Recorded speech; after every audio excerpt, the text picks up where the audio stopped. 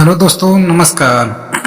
दोस्तों, महाकुंभ मेला जिसे विश्व का सबसे बड़ा धार्मिक आयोजन माना जाता है, हर 12 वर्षों में भारत के 4 पवित्र स्थलों हरिद्वार, प्रयागराज, उज्जैन और नासिक में आयोजित होता है।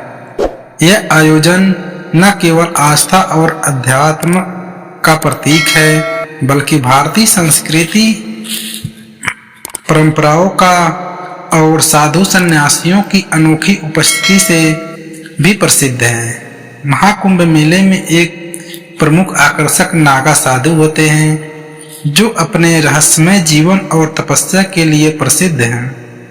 इसके साथ ही गौतम बुद्ध की शिक्षाओं और उनके योगदान को नागा साधुओं और अन्य साधु संतों की परंपरा में देखा जाता है। दोस्तों, हमारे YouTube चैनल पर नए हैं तो चैनल को लाइक करें और सब्सक्राइब करें और बेल आइकन दबाना न भूलें। आइए दोस्तों, कहानी को शुरू करते हैं। नागा साधु कौन होते हैं? नागा साधु सनातन धर्म के अंतर्गत साधु सन्यासियों का एक विशेष समुदाय है।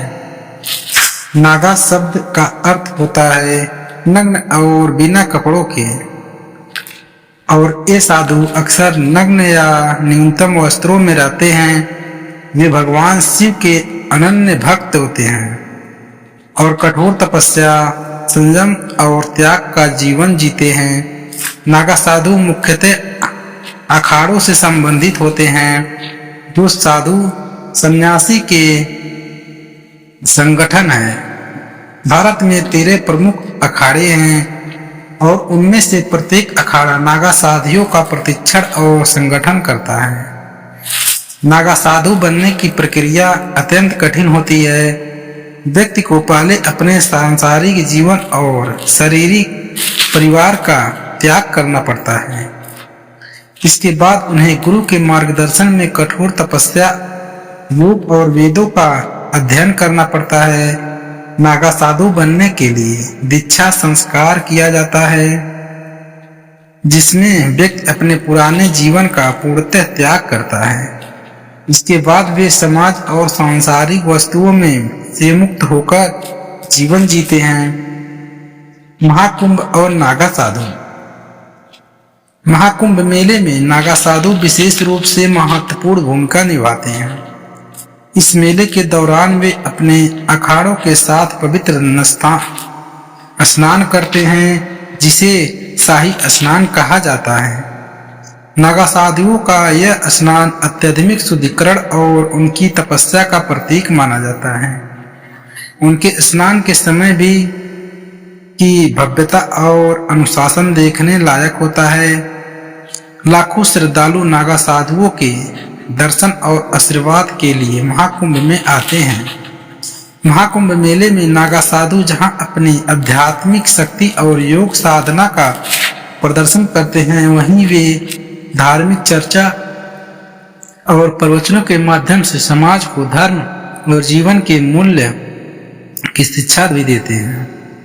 नागा साधुओं की परंपरा और गौतम बुद्ध का प्रभाव।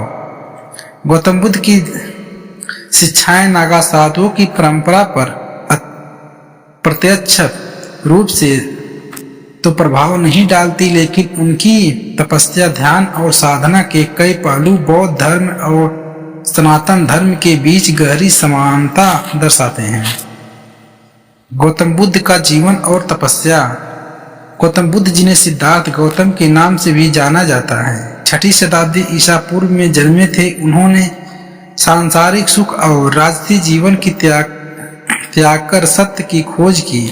कठोर तपस्या, ध्यान और आत्मचिंतन के बाद उन्होंने बोधि ज्ञान प्राप्त किया। बुद्ध ने मध्यम मार्ग का प्रचार किया, जिसमें अत्यधिक तपस्या और भोग विलास दोनों से बचने की शिक्षा दी गई। नागा साधु और गौतम बुद्ध की साधना में समानताएं। पहला, त्याग और तपस्या। नागा साधु और गौतम बुद्ध दोनों में सांसारिक जीवन का त्याग किया। नागा साधु अपने भौतिक शरीर और मन को नियंत्रित करने के लिए कठोर तपस्या करते हैं, जबकि गौतम बुद्ध ने भी ज्ञान प्राप्ति के लिए कठोर तपस्या अभ्यास किया था। ध्यान और योग। नागा साधु ध्यान और योग में गहरी महारत हासिल करते हैं। इसी प्रकार गौतम बुद्ध ने ध्यान के माध्यम से आत्मज्ञान प्राप्त किया और इसे अपने अनुयायियों को सिखाया। सत्य और आध्यात्मिक ज्ञान की खोज। नागा साधु और गौतम बुद्ध दोनों का जीवन सत्य और आध्यात्मिक ज्ञान की खोज के इर्द गिर्द घूमता है। प्रकृति के प्रति प्रेम।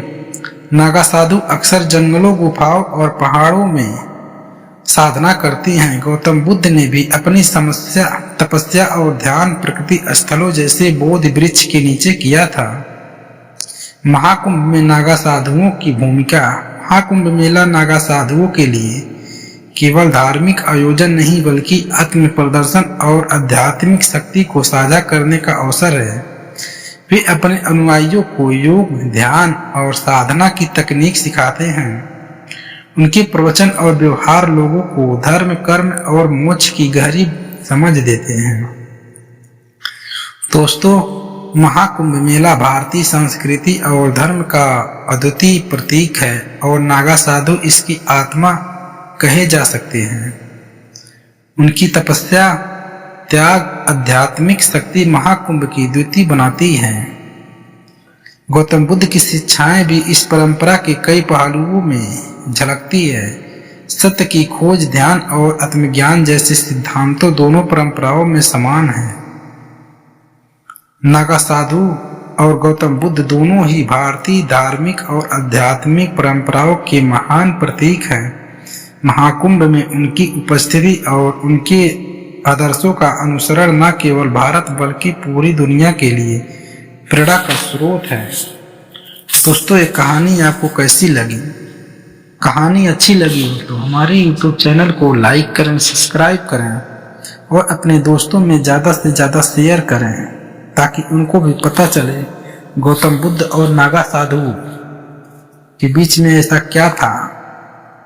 फिर मिलते हैं दोस्तों कोई और कहानी लेकर। तब तक के लिए धन्यवाद दोस्तों।